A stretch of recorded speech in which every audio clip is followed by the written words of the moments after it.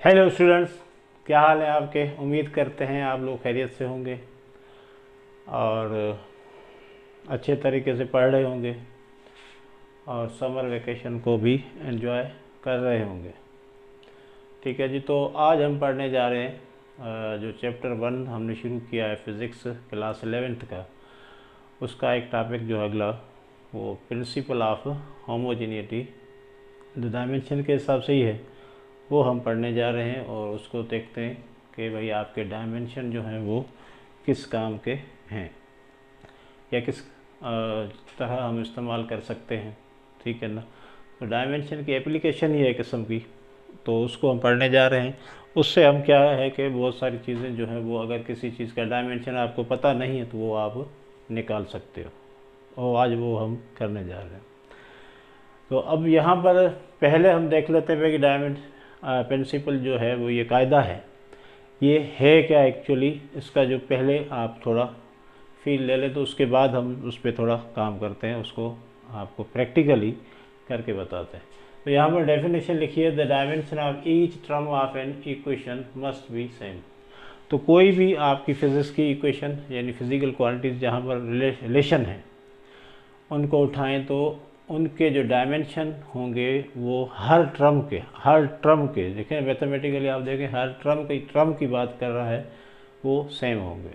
ठीक है, तो पहली बात आपको समझ में आ गई, जो भी इक्वेशन आपके सामने आएगी उसमें जितने भी टर्म होंगे उन सब टर्म्स के डायमेंशन क्या होंगे, सेम होंगे। अब डायमेंशन क्या है इसके लिए आपको पिछला लेक्चर देखना पड़ेगा, अगर आपने नहीं देखा है तो वो जाके देख लें।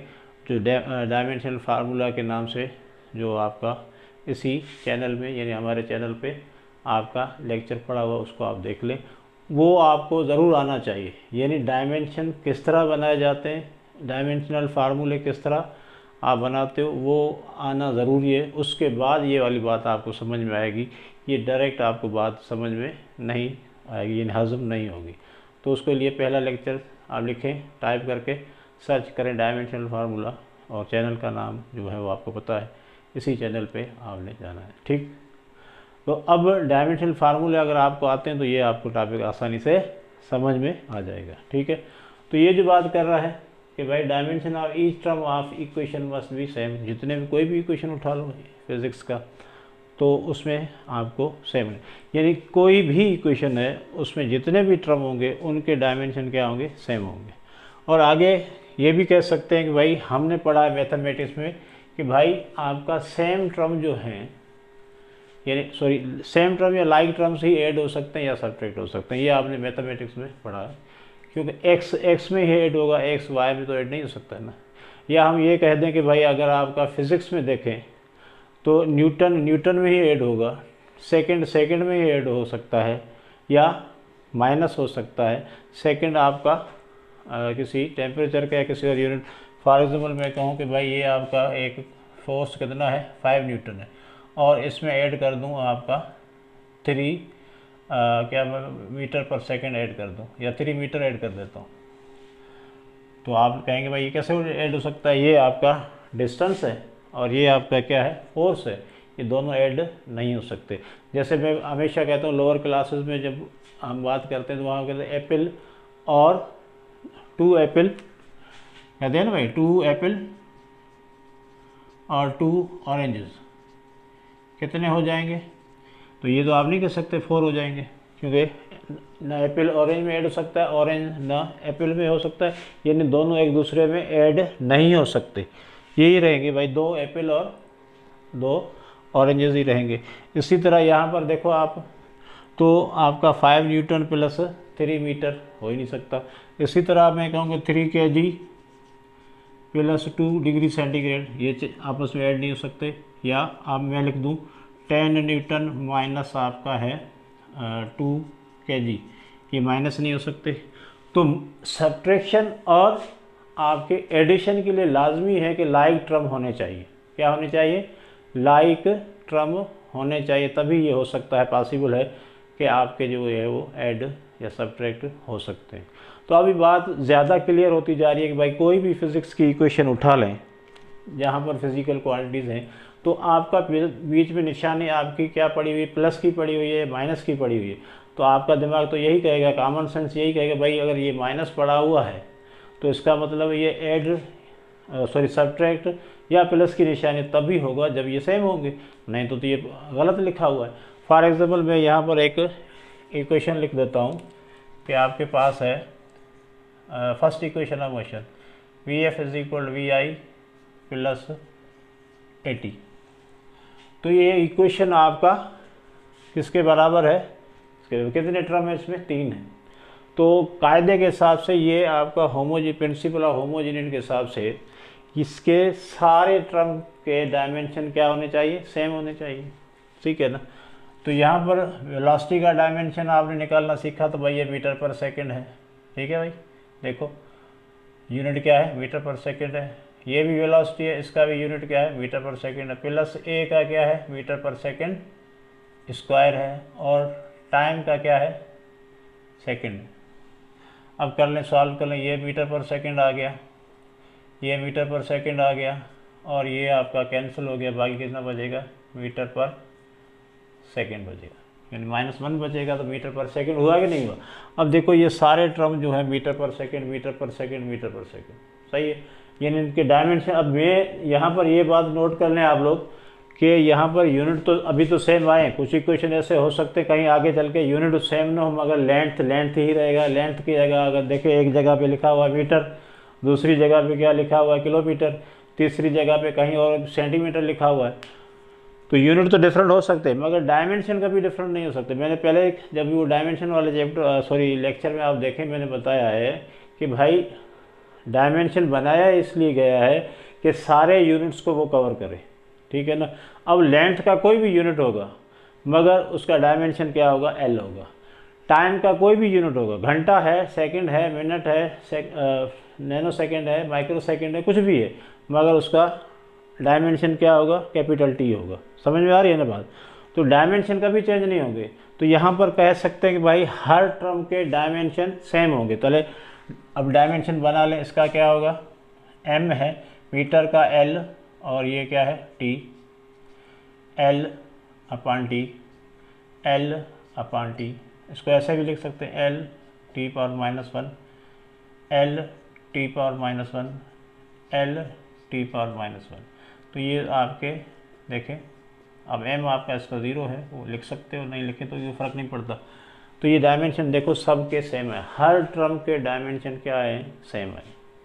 कोई भी इक्वेशन उठा लें, फिज़िक्स की कोई भी इक्वेशन उठा लें, उससे प्रिंसिपल ऑफ होमोजेनिटी के हिसाब से इसलिए कहा गया कि भाई कोई भी इक्वेशन आप उठा लें उसमें क्या होगा, आपका डायमेंशन क्या होगा, सेम होगा।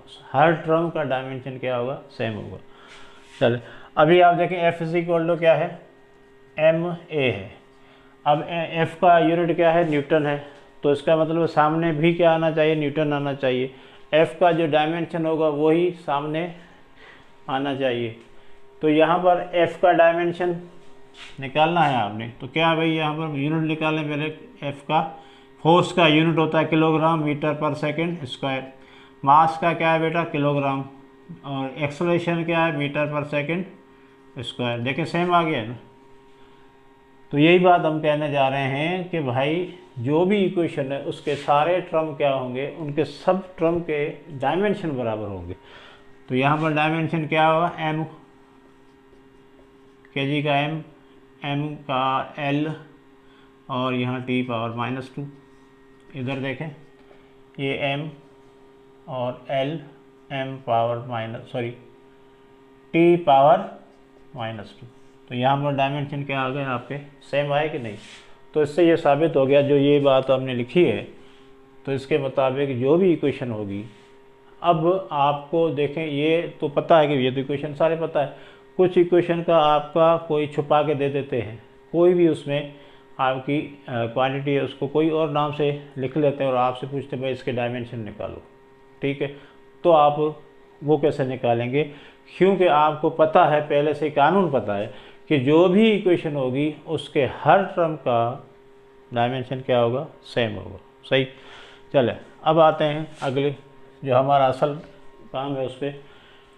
ये समझ में आ गया है ना, ठीक है ना, कि भाई यहाँ पर आपका डायमेंशन जो है वो हर टर्म का क्या है, सेम है, वो हमने साबित करके दिखाया, देखो हर टर्म का सेम है।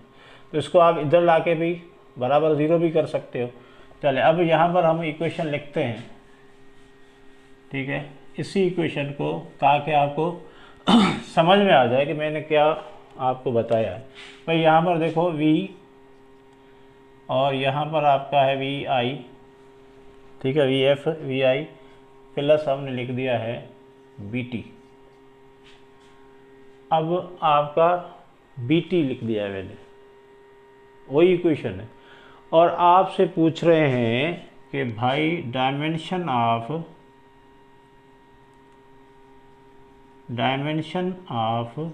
b मालूम करें, क्योंकि v का पता है आपको, ठीक है। और इसमें इंफॉर्मेशन भी आपको क्वेश्चन में दी जाएगी, ऐसा नहीं है आपको बिल्कुल आपको छोड़ दिया जाएगा मझधार में जाके आप घोड़े दौड़ाओ, ऐसा नहीं होगा। वहाँ पर आपको v वेलोसिटी है बताया जाए और t क्या है, टाइम है, और आपने मालूम करना है डायमेंशन ऑफ v। अब यहाँ पर हमने ये पढ़ा है, डायमेंशन के हिसाब से हमने ये पढ़ा है कि भाई इस इक्वेशन के जितने भी टर्म होंगे उनके डायमेंशन क्या होंगे, सेम होंगे, सही है। तो इसका मतलब है अगर vf का डायमेंशन क्या होगा, डायमेंशन ऑफ vi बराबर vf होगा, क्योंकि भाई कानून के मुताबिक इसका डायमेंशन इसके डायमेंशन के बराबर होना चाहिए। इसी तरह इसका डायमेंशन भी लाजमी तौर पे सेम ही होगा, इसका डायमेंशन इस टर्म के भी सेम ही होगा ना। जैसे आप देखें यहाँ पर यही समझने की बात है कि भाई जितने भी टर्म हैं उनके डायमेंशन, भाई एक टर्म, दूसरा टर्म, तीसरा टर्म, ये एक टर्म माना जाएगा ना। मैथमेटिक्स में अगर कोई चीज़ मल्टीप्लाई हो रही है तो उसको हम क्या मानते हैं, एक ही टर्म मानते हैं। जैसे 2x है तो एक ही टर्म है, 3x² है तो एक ही टर्म है। तो यहाँ पर हमने पढ़ा है कि भाई इन सब के डायमेंशन क्या होंगे, सेम होंगे। तो इसका तो पता है हमें, वेलोसिटी का तो पता है, क्या है भाई, वेलोसिटी का डायमेंशन क्या है, l t और -1, यानी vi का डायमेंशन और इसका डायमेंशन पहले ही पता है, दोनों बराबर है। हाँ बिल्कुल सही है। फाइनल वेलोसिटी और नाम कोई भी दे दे, वेलोसिटी तो है ना, इसका और इसका आपको बराबर है। अब इसका मतलब है इसका भी यही होना चाहिए, इसका भी यही होना चाहिए। यानी अगर हमें निकालना किसका है, डायमेंशन ऑफ bt किसके बराबर होना चाहिए, vf के बराबर होना चाहिए, क्योंकि सबका डायमेंशन एक जैसा होना चाहिए। तो हम कह रहे हैं भाई ये बराबर किसके है, vf के है, तो vf का जो डायमेंशन होगा वही इसी का होगा, क्योंकि हमने तो यही पढ़ा है कि हर टर्म का सेम होगा, सही है ना। तो जो vf का डायमेंशन होगा वही किसका होगा, bt का भी वही होगा। चले अब bt, टाइम है, इसकी जगह क्या लिख देंगे, कैपिटल T। b का तो पता नहीं है, vf का क्या है, l t⁻⁻1 डायमेंशन लिख रहा हूँ मैं, इसलिए मैं कह रहा हूँ अगर किसी ने नहीं देखा वो लेक्चर को पहले वो देखें फिर इसको देखना, ताकि आपको समझ में आ जाए। तो उस लेक्चर में हमने सबके ये डायमेंशन वगैरह आपको निकालना सिखाया, वेलोसिटी का, एक्सेलरेशन का, फोर्स का, बहुत सारी क्वांटिटीज़ का जो अभी यूज़ करेंगे वो सब का आपको पता है। तो उसके हिसाब से भाई bt का भी इसके बराबर होना चाहिए। अच्छा अब हमें चाहिए b का, तो t इधर मल्टीप्लाई हो रहा है, उधर चला जाएगा, ठीक है, l t⁻⁻1 और t इधर क्या हो रहा है, मल्टीप्लाई, इधर जाके डिवाइड हो जाएगा। तो t नीचे डिवाइड ऊपर जाएगा तो t यहाँ पर -1 आ जाएगा, -1 और -1 ऊपर भी है तो क्या आ जाएगा, l⁻t⁻2। तो b के डायमेंशन क्या निकले, m आपका है नहीं, l और t⁻2, ये आ गया b का डायमेंशन। तो ये है आपका प्रिंसिपल ऑफ होमोजेनिटी, जिससे हमें अगर किसी चीज़ का पूछा जाएगा तो वो भी मालूम कर सकते हैं। सिर्फ एक ही कायदा है कि भाई जितने भी टर्म होंगे उनका आंखें बंद करके कह लो भाई ये सबका एक ही आएगा, सही है। चलें अब एक और करते हैं, इसको लिख लें। अब आपके पास एक इक्वेशन और लिखते हैं। यहाँ पर देखें आपके पास है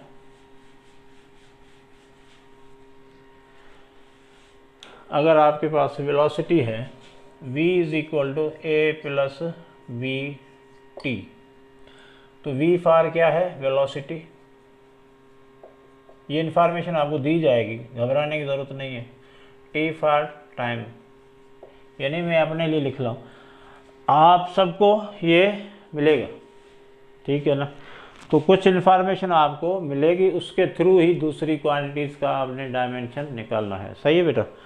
तो यहाँ पर v का पता है, वेलोसिटी है वेलोसिटी का, तो भाई वेलोसिटी का है तो जो इसका डायमेंशन v का होगा वो इसका भी होगा और इसका भी होगा। पहले से ही माइंड बना लो, पहले से ही माइंड बना लो कि भाई according to the definition of principle of homogeneity हम कह सकते हैं कि इस इक्वेशन के जितने भी टर्म हैं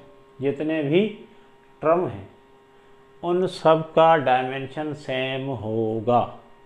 तो हम फ़ायदा लेंगे भाई, क्या फ़ायदा लेंगे, वेलोसिटी का डायमेंशन आपको पता है, वेलोसिटी का डायमेंशन क्या होता है भाई, L(T⁻⁻1). तो इसका मतलब इसका भी यही होना चाहिए और इसका भी यही होना चाहिए। सही है,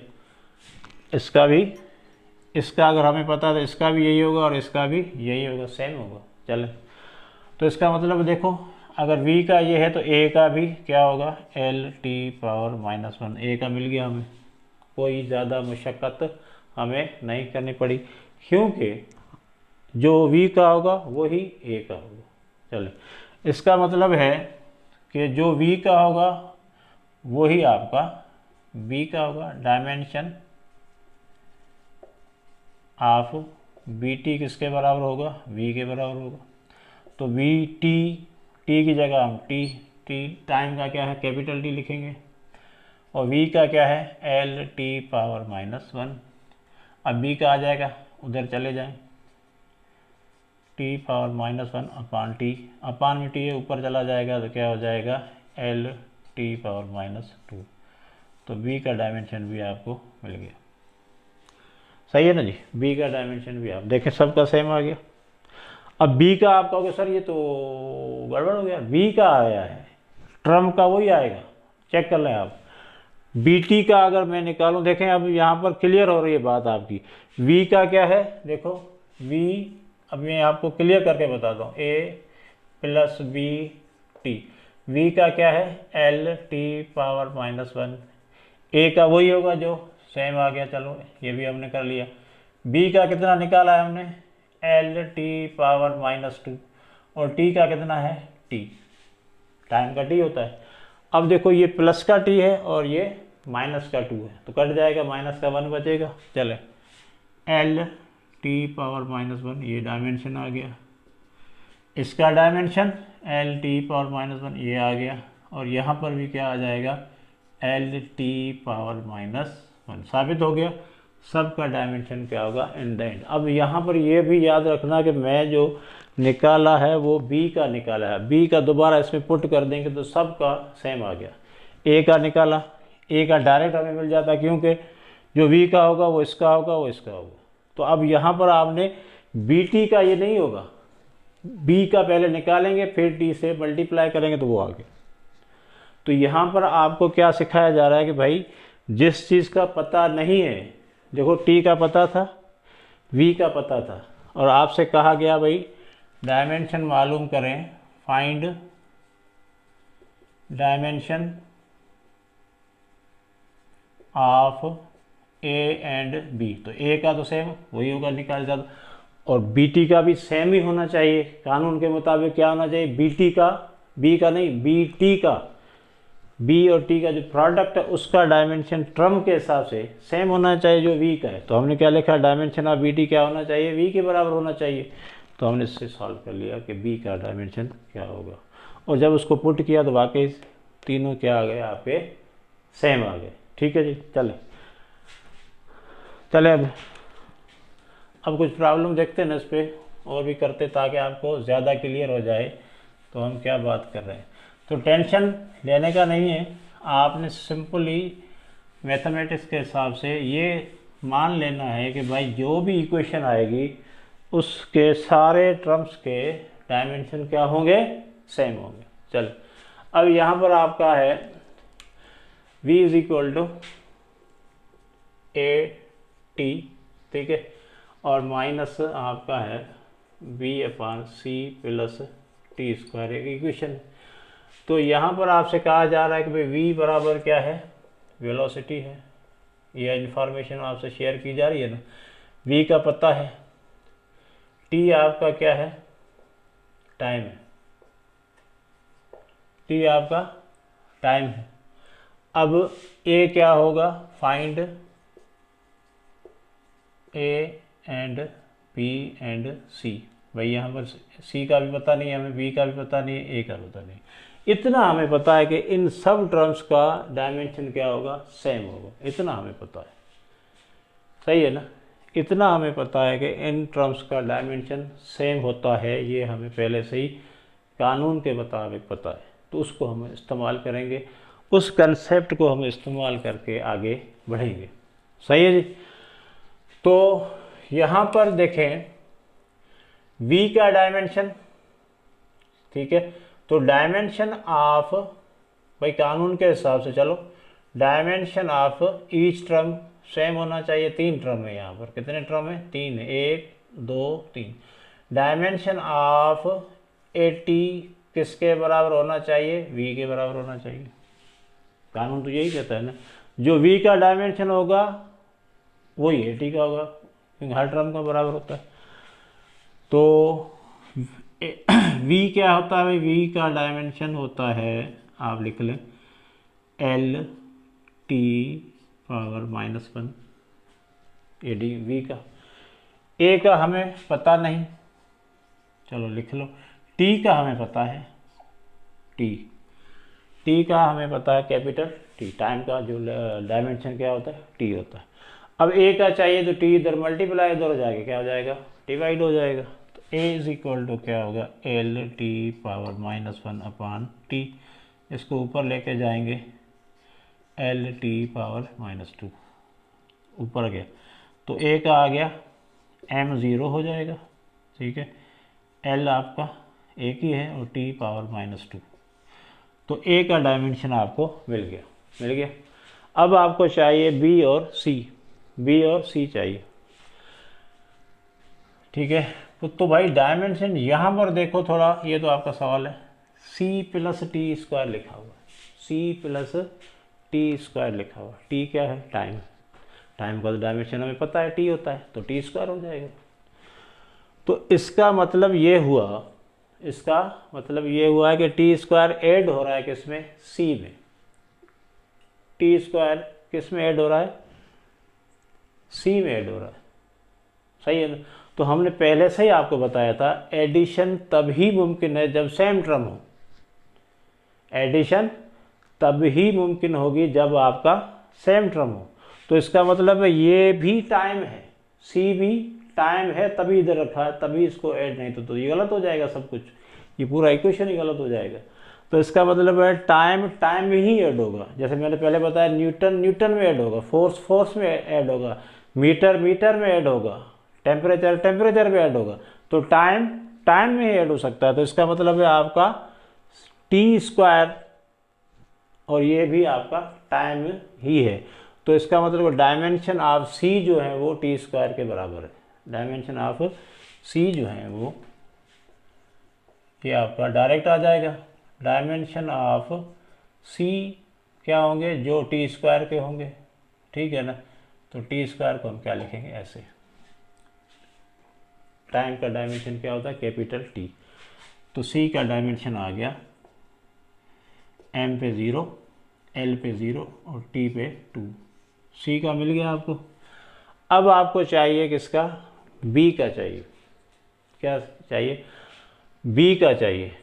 तो भाई डायमेंशन ऑफ b किसके, भाई ये डायमेंशन ऑफ b किस में, कौन से टर्म में, इस टर्म में। तो भाई हमें पता है इस टर्म का जो डायमेंशन होगा इस टर्म के बराबर होगा, सारे इसके बराबर होगा, इसके बराबर होगा, सिंपल बात। तो हम कह सकते हैं भाई डायमेंशन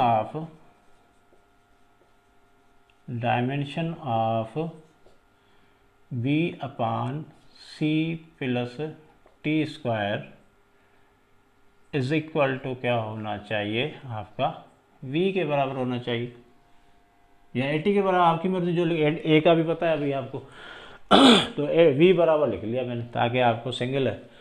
अब यहाँ c का पता है, c का पता है तो c क्या होगा टी स्क्वायर होगा, सही है ना। तो टी स्क्वायर और टी स्क्वायर 2t स्क्वायर चाहिए तो हो गया 2t स्क्वायर। अब यहाँ पर 2 लिखने का कोई मतलब नहीं है भाई, 2 का डायमेंशन तो होता नहीं, वो कांस्टेंट नंबर, हमने सिर्फ डायमेंशन देखने हैं। क्या देखने? डायमेंशन देखने। वैसे तो 2t स्क्वायर होता है तो हमने क्या देखना है, सिर्फ डायमेंशन देखना है, वो नंबर लिखने की ज़रूरत नहीं है। तो यहाँ पर क्या होगा b अपान क्या हो जाएगा टी स्क्वायर, और ये क्या हो जाएगा v का डायमेंशन क्या है l t पावर -1, सही। v का डायमेंशन आपको पता है l t पावर -1, और यहाँ पर टी स्क्वायर लेकर दोबारा मैं कह रहा हूँ भाई, आप कहोगे सर ये टी स्क्वायर और टी स्क्वायर सी भी टी स्क्वायर है तो टी स्क्वायर 2, हाँ बिल्कुल सही है, मगर 2 का डायमेंशन तो कोई होता नहीं है, कांस्टेंट का डायमेंशन ले सर उसको रखने का फ़ायदा नहीं है। टी का है तो टी स्क्वायर का मैंने लिख दिया, ठीक है ना। 2 लिखने का कोई फ़ायदा नहीं है, वो हमने देखना भी नहीं है, उसका अभी कोई जिक्र नहीं करना। तो अभी ये टी स्क्वायर क्या हो रहा है, इधर डिवाइड हो रहा है, उधर जाके क्या हो जाना है, इसने मल्टीप्लाई हो जाना। b इज इक्वल टू, ठीक है, l t पावर -1 और टी स्क्वायर जाके मल्टीप्लाई हो गया। तो ये प्लस का 2 ये माइनस का 1 तो क्या हो जाएगा बेटा l t पावर -1, तो ये b का आ गया। तो b को उसको पूरा लिखें तो m power 0 t power sorry l t power -1 सही है जी। तो ये b का आपको मिल गया। अब ये b आप इसमें रखेंगे तो ये सारा माल इधर रखेंगे, जो भी b है c है सब रखेंगे तो सबका क्या आ जाएगा सेम। अब वो मैंने एक बार आपको समझा दिया, आप निकाल लेते, चेक करते रहे अपने आप को, दोबारा रख के देखें तो सबका क्या आएगा l power t -1 l power t -1 l power t -1 रख के देख ले।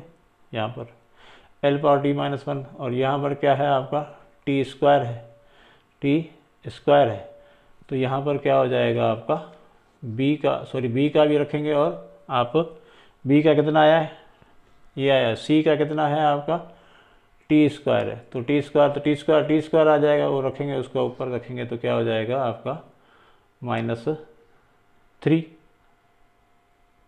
अच्छा यहाँ पर क्या था आपका b अपान टी स्क्वायर, तो टी स्क्वायर इधर आपका क्या हो रहा था डिवाइड हो रहा है, और यहाँ पर वेलोसिटी का डायमेंशन क्या है l t पावर -1 है, तो टी स्क्वायर जाके क्या हो गया मल्टीप्लाई हो गया, मल्टीप्लाई हो जाएगा तो ये आपका -1 t हो जाएगा, सॉरी ये आपका 1 नहीं रहेगा, ये 1 और ये 1 और ये आपका 1, तो अब ये रखेंगे उसमें तो आपका इक्वेशन सही आ जाए।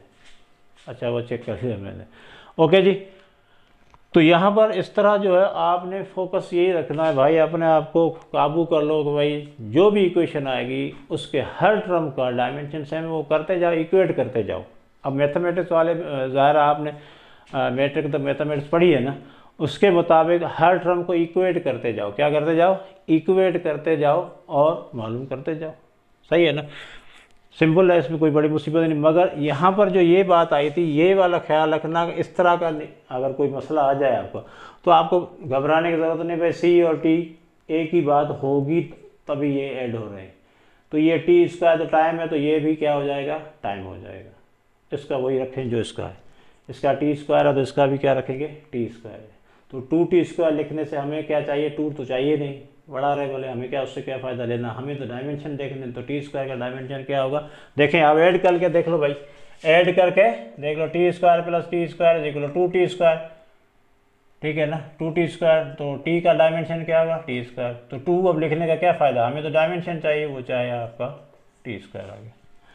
तो हमने इसका सिर्फ डायमेंशन इस्तेमाल किया। अब ये सारे डायमेंशन ये आप डालते रहें ब्रैकेट वगैरह, और आखिर में ये बता दें, सही है। नेक्स्ट अभी देखते हैं, चलें जी।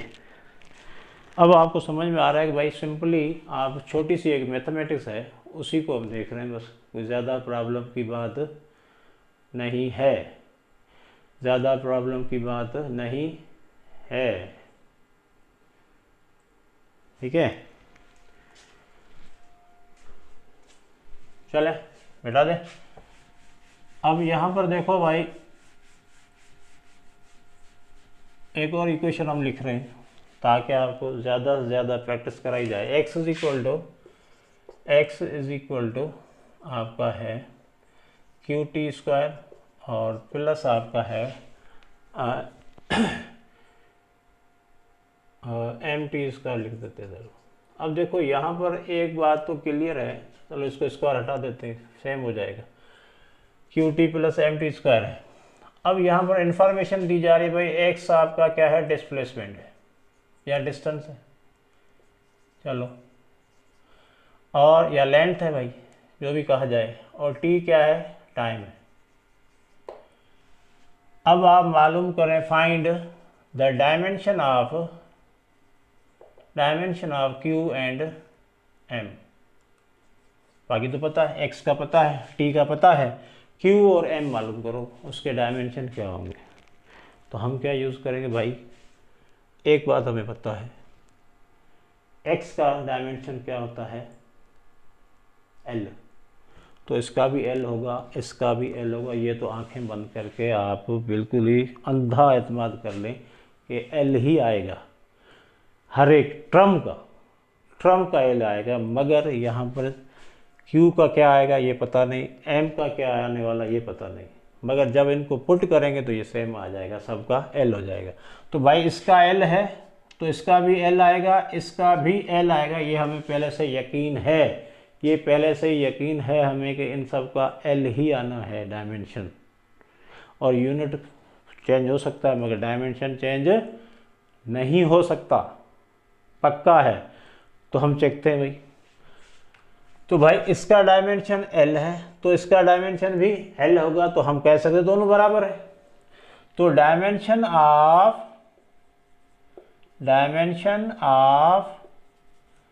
QT किसके बराबर होगा, x के बराबर होगा, क्योंकि कायदा तो यही कहता है सबका बराबर होगा। तो भाई Q का तो हमें नहीं पता, T का पता है, T इसका डायमेंशन क्या है, T का, और x का डायमेंशन क्या है, L, x का डायमेंशन क्या है, L है, सही है जी। T का क्या है, T कैपिटल डायमेंशन, x का क्या है, डिस्टेंस है, डिस्टेंस का डायमेंशन क्या होता है भाई, L होता है। अब Q का आ गया ना, तो Q इज इक्वल टू हो जाएगा L और T मल्टीप्लाई हो रहा है, इधर जाके क्या हो जाएगा, डिवाइड, तो ये आ गया Q का L⁻⁻1 Q का मिल गया। तो अब हम कह सकते हैं भाई MT² का जो x का होगा वही MT² का होगा, हमने तो यही पढ़ा है भाई, सबका सेम होगा। तो डायमेंशन ऑफ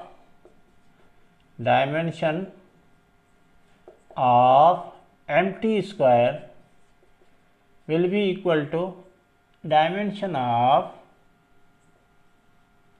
x। तो भाई T² का क्या होगा, T², और x का क्या होगा, L, सही है जी।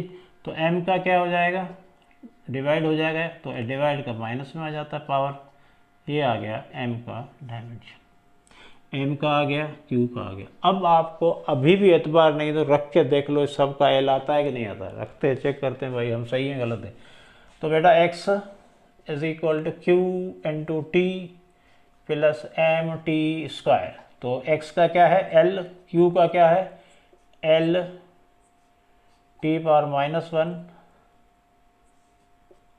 और टाइम का क्या है, T, ओके। M का क्या है, L⁻⁻2, T² का क्या है, T², ओके। अब देखो ये आपका L है, ये तो कोई मसला नहीं, माइनस का 1 है, इधर 1 है, ख़त्म हो गया, L बचा, इधर देखो माइनस का 2, इधर प्लस का 2, ख़त्म हो गया, बाकी क्या बचा, L बचा। तो सबका आया L L L L L L, यानी जो हम कह रहे हैं, जो हमें बताया गया है बिल्कुल ही सही बताया गया है।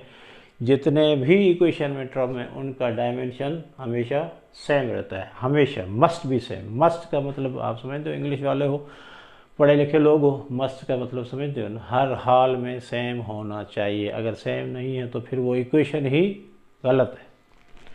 चले लिख लो, माशाल्लाह लिख लो जी।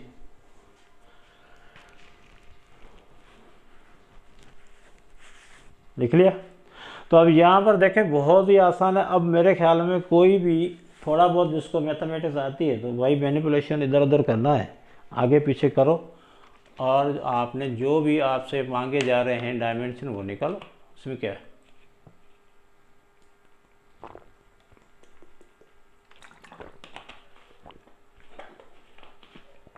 चलें जी,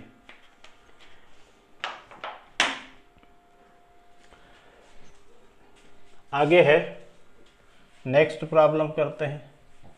भाई इस तरह का कोई भी आए, अब देखें यहाँ पर तो ये होगा कि भाई घिसे पेटे बहुत सारी चीज़ें आ सकती हैं। आपने क्या करना है, कोई मसला तो है नहीं, सिंपली आप टर्म्स को इक्वेट करते जाएं और मालूम करते जाएं।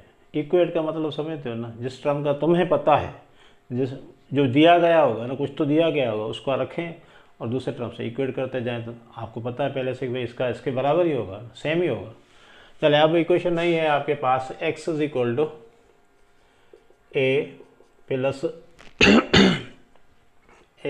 बी टी, ठीक है जी, और आपका है सी टी स्क्वायर प्लस आपके पास है डी टी क्यूब अपान में आपके पास वही ई प्लस टी या सी प्लस टी, जो भी सी तो आ गया, ई कर देते हैं और बढ़ा दें, काम को बढ़ा देते हैं। देखो अब इधर उधर के कर रहे हैं बातें वही हैं, ऐसे बढ़ाया उसको ऐसे बढ़ाया, क्या फ़र्क पड़ता है, तरीका तो वही है। अब देखो इसमें आपके पास इंफॉर्मेशन x क्या है, x आपका डिस्प्लेसमेंट है या डिस्टेंस है, और t क्या है, टाइम है, और कोई नहीं है। तो अब मालूम करना है आपने dimension of a b c d और ई, 1 2 3 4 5 काम आपने करने हैं, डायमेंशन नहीं है पता तो मालूम करें। सिंपल है ना, बहुत सिंपल है भाई। x का आपको पता है कि भाई x का क्या होगा, डायमेंशन l होता है या मीटर होता है, तो इसका तो डायमेंशन l है। तो हमें बहुत ही ज़्यादा यकीन है कि हर टर्म का l होगा, मगर नज़र नहीं आ रहा हमें, मगर इतना हमें यकीन है कि ये आखिर में एल ही सब निकलेगा, जैसा भी मैंने आपको निकाल के दिखाया। अब हर इक्वेशन में निकाल आप खुद ही कर लिया करना, मगर इस वक्त क्वेश्चन क्या है कि भाई ये ए बी सी डी की वैल्यू यानी डायमेंशन वैल्यू यानी फार्मूला क्या होगा वो निकालना है। तो भाई ये अकेला है, इसको इक्वेट करते हैं भाई। अगर एक्स का एल है डायमेंशन जो कि डिस्टेंस है, तो ए का भी सेम ही होगा। तो ये तो बहुत ही आसान हो गया। डायमेंशन ऑफ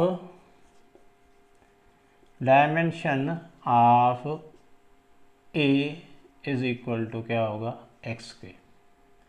तो भाई एक्स का डायमेंशन क्या है, एक्स का डायमेंशन है आपका एल, तो ए का भी क्या होगा, एल। हो गया, एक्स का तो मिल गया हमें, बहुत ही हल्के में मिल गया, आसानी से मिल गया। अब बी टी का भी क्या होगा, जो एक्स का होगा वही बी टी का होगा, क्योंकि सबके सेम होते हैं ना। Dimension of b t, dimension of b t क्या होगा, एक्स के बराबर होगा। तो भाई एक्स का is equal to b t हो गया, x is equal to b t हो गया। एक्स का डायमेंशन एल, बी का हमें पता नहीं, टी का टी कैपिटल। तो बी को छोड़ो इधर, बाकी उसको इधर भेज दो, तो बी इज इक्वल टू हो गया एल, और ये जाके डिवाइड हो जाएगा तो टी पावर -1, इसको कंबाइन कर लें, अब हो जाएगा एल टी पावर -1। अब इसके साथ आप m लगा दिया करो, जहाँ m नहीं होगा तो वहाँ m पावर 0 लगा दे, मगर आप इस तरह भी लिख सकते हो। अगर पूरा लिखना है तो तीनों लिख दो, m l t, सही है। तो ये आ गया, b का भी आपको मिल गया, कोई मसला नहीं है, कोई मसला नहीं है। अब तुम्हें चाहिए किसका, c का चाहिए, तो वही होगा भाई जो x का होगा, सही है, तो वही होगा जो x का होगा। Dimension dimension of c t square क्या होगा आपका, डायमेंशन ऑफ एक्स के बराबर होगा। तो भाई x is equal to c t square, x का क्या है डायमेंशन, एल है, सी का हमें नहीं पता, टी स्क्वायर, टी स्क्वायर का टी स्क्वायर, सी का इधर जाके डिवाइड हो जाएगा, सी का आ गया एल टी पावर -2। ये तो समझ में आ गया, टी जाके डिवाइड हो गया, डिवाइड का पावर क्या आता है -2 आ गया। तो सी का पता चल गया हमें क्या है, एल टी पावर -2। ओके जी, अब डी का,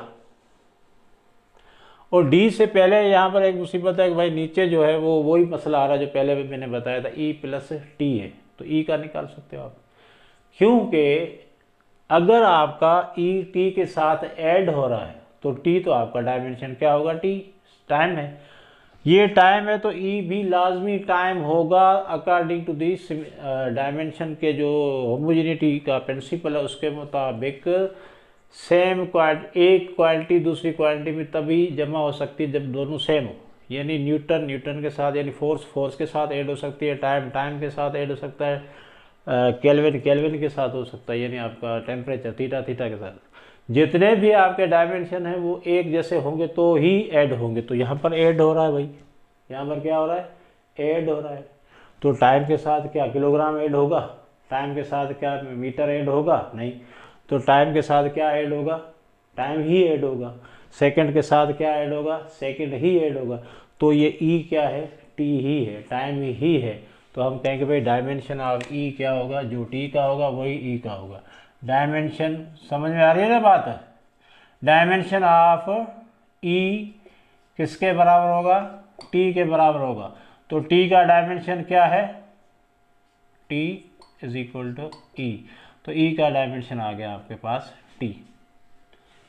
सही है, सिंपल, कायदे के हिसाब से ये भी टाइम है, तो टाइम का डायमेंशन क्या होता है, टी। तो ई का मिल गया आपको, हो गई तसली।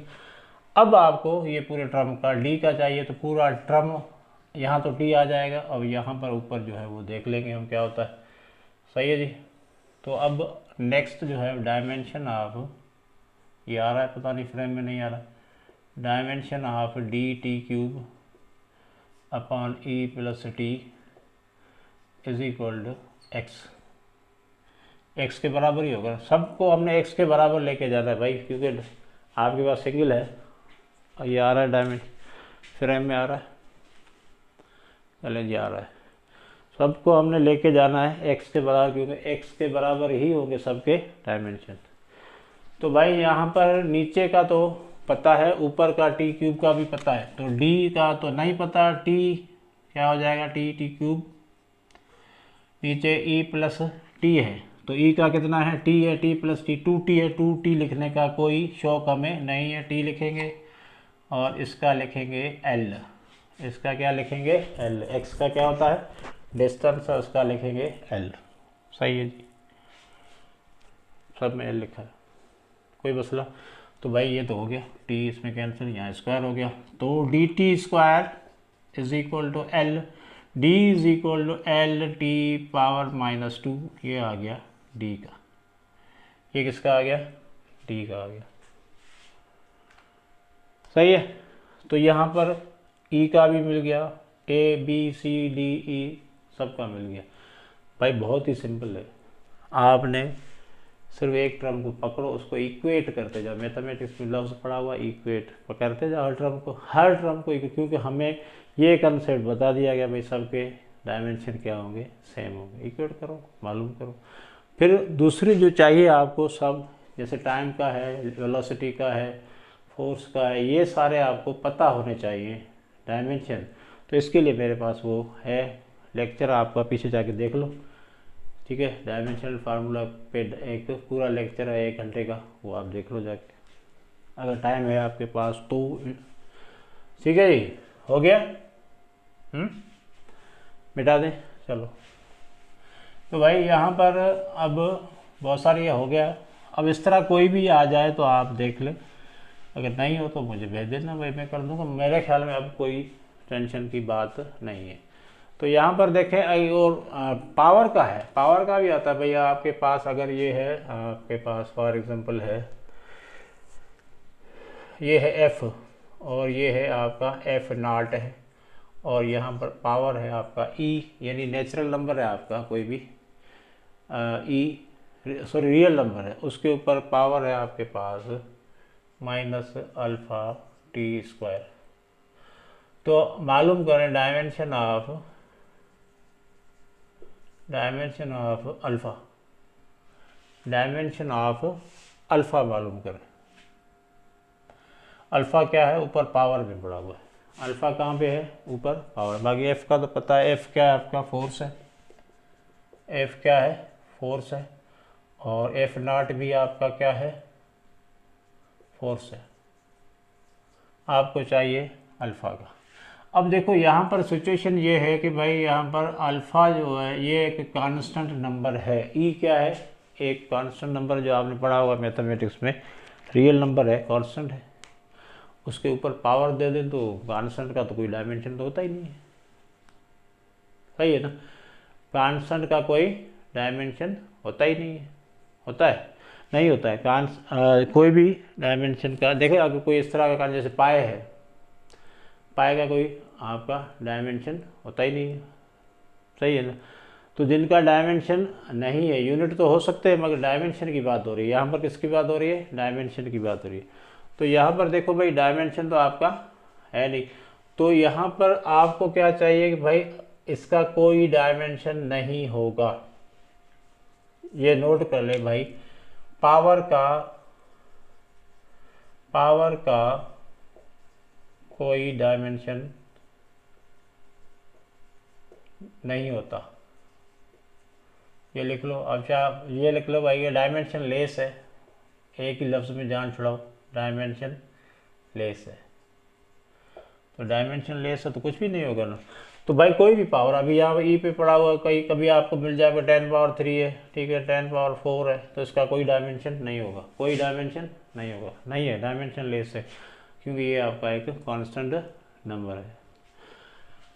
चले, तो इसका मतलब इसका डायमेंशन कोई नहीं है, इस पावर का कोई डायमेंशन नहीं है, तो मीन्स अल्फ़ा, अब माइनस लिखने की ज़रूरत नहीं है, हमें नहीं चाहिए, हमें सिर्फ चाहिए अल्फ़ा, पावर चाहिए alpha t square is equal to dimensionless, कैसे लिखेंगे, एम एल टी। तो डायमेंशन लेस का मतलब है ना एम है, ना एल है, ना टी है, कुछ भी नहीं है इसमें, हो गया। अब हमें चाहिए अल्फ़ा। टी स्क्वायर का डायमेंशन क्या होगा भाई, यहाँ पर टी स्क्वायर का डायमेंशन टी स्क्वायर। अब बात आपको समझ में आना शुरू है, हमें तो अल्फ़ा का चाहिए ना, इसका अपना तो नहीं है, मगर अल्फ़ा का देखते हैं क्या है। टी का पास है अल्फ़ा, तो पावर का डायमेंशन मैंने नहीं लिखा, देखो मैं कहोगे सर ये क्या हो रहा है, मैं कह रहा हूँ पावर का डायमेंशन क्या लिखा है, डायमेंशन लेस है, सारा ज़ीरो लिखा है मैंने, कुछ नहीं लिखा।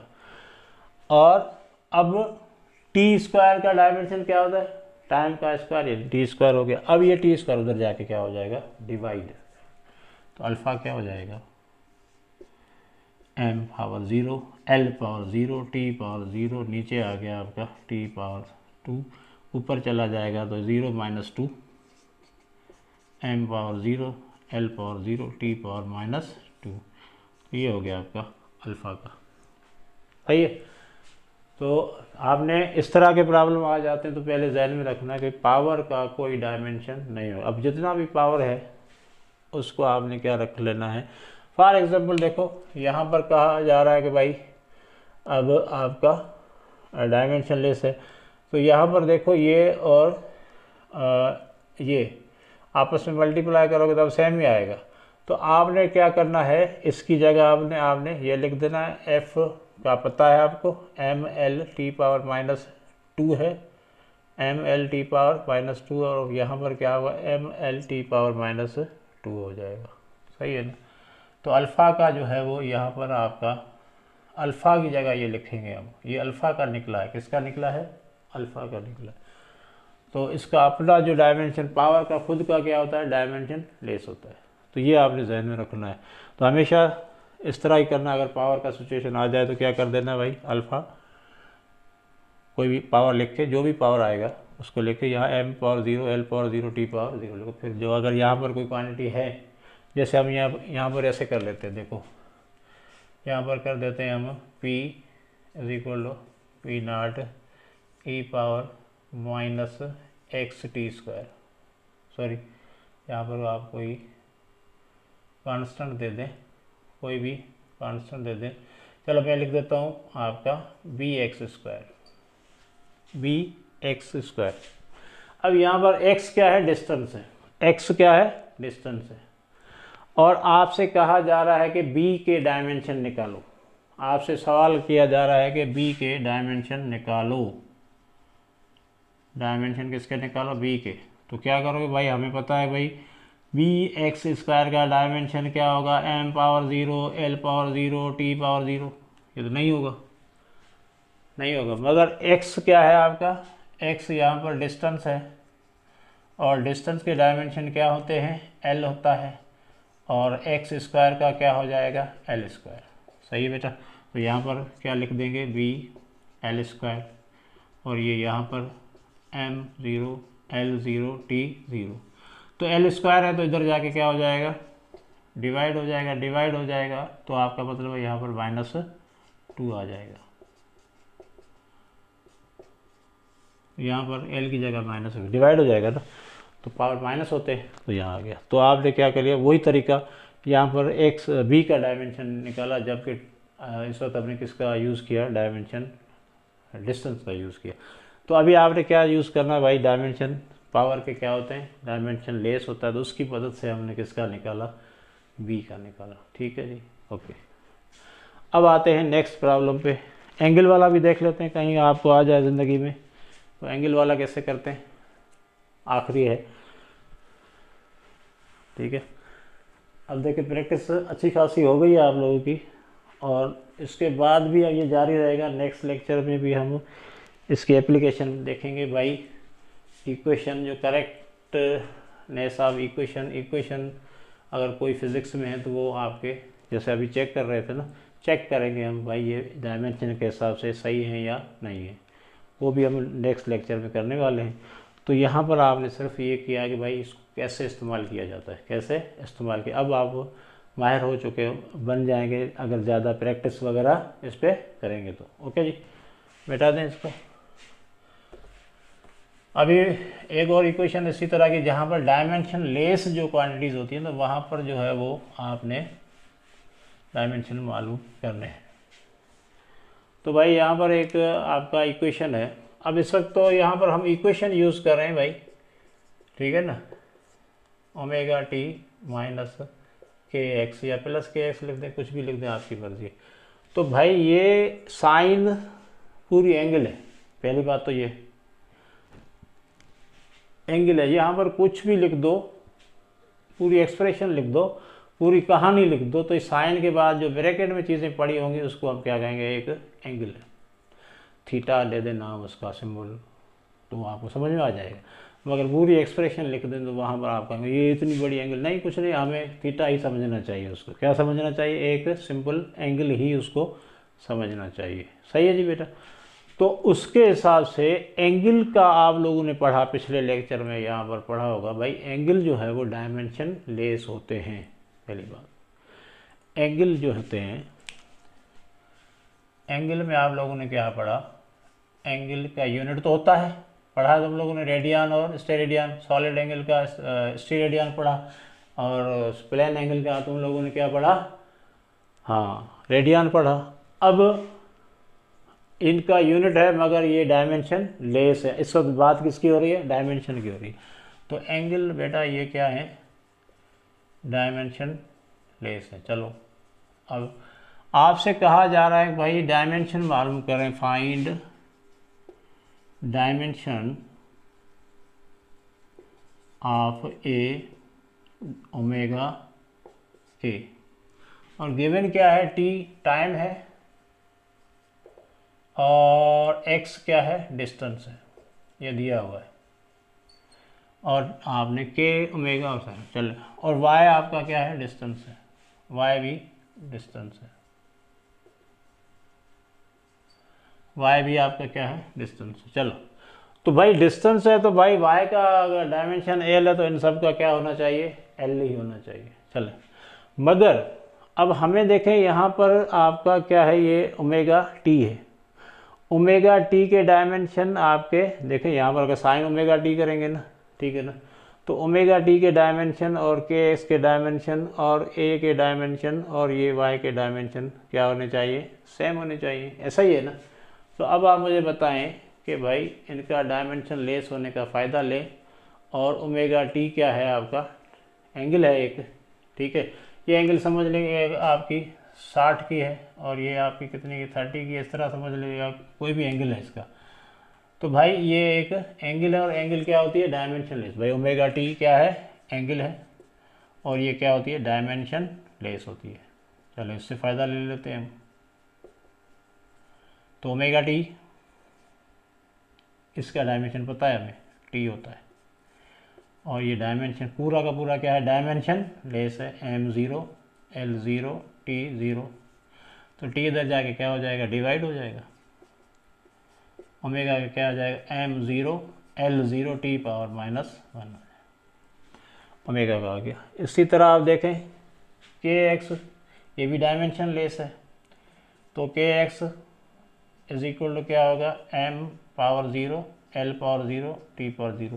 भाई ये एंगल है, ठीक है। तो l ये सारे क्या हो जाएंगे, डायमेंशन लेस, तो सारे 0 हो जाएंगे। मगर x का पता है l है, x का पता है l है, तो ये यहाँ पर लेके जाके डिवाइड कर देंगे। चलो भाई k इज इक्वल टू क्या, l इधर जाके डिवाइड हो जाएगा, ऊपर -1 m power 0 l power -1 t power 0। तो ये k का आ गया। अब a का चाहिए भाई, तो a का ट्रम है ना, a का क्या होना चाहिए, ये तो डायमेंशन लेस हो गया, ये डायमेंशन, तो वहाँ पर हमें ओमेगा का मिल गया, k का मिल गया। तो a का वही होगा जो आपका y का होगा। y का कितना है, l है, तो a का भी कितना हो जाएगा, l हो जाएगा। l का कितना हो जाएगा, y आपका y l है, तो a भी कितना हो जाएगा, l हो जाएगा, ठीक है ना। तो ये आपका y l है, तो a भी क्या हो जाएगा आपका, l हो जाएगा। सही, तो इस तरह आपका ये सबका आ गया, ओमेगा का आ गया, k का आ गया, और इसका भी आ गया। सही है जी, सही है। और ये आपका हो गया। तो यहाँ पर हमने क्या इस्तेमाल किया, एंगल का भी कोई हिसाब किताब नहीं है, डायमेंशन लेस होते हैं तो उसको भी हमने लिखना उसी तरह लिखना है जिस तरह आपने पावर का लिखा था। तो उम्मीद करते हैं आप लोगों को बहुत सारी चीज़ें जो है वो अभी समझ में आ गई है। ये इसको हम तो आगे भी कंटिन्यू रखते हैं, नेक्स्ट लेक्चर में एप्लीकेशन अभी भी जारी रहेंगे, मुख्तलिफ इक्वेशन को चेक किया जाएगा और वो आपके करेक्ट हैं, डायमेंशनली करेक्ट हैं या नहीं, उसको चेक करें। तो नेक्स्ट में भी हम इस तरह के प्रॉब्लम में जो फिज़िक्स में जो क्वांटिटीज़ इक्वेशन इस्तेमाल होते हैं उनको चेक करेंगे कि बाकी वो डायमेंशनली करेक्ट हैं। अगर सबके टर्म्स के डायमेंशन सेम आते हैं ना तो हम कहेंगे करेक्ट है, अगर सबके नहीं आते तो हम कहेंगे ये इक्वेशन जो डायमेंशनली इनकरेक्ट है। तो उस पर हम देखते हैं नेक्स्ट लेक्चर में। और अगर आपको लेक्चर आज का पसंद आया हो, समझ में आया हो, तो इसको दोस्तों के साथ शेयर करें, लाइक कर दें, और ये आपकी तरफ से हमारे लिए एक अच्छी खासी मोटिवेशन होगी। Thank you.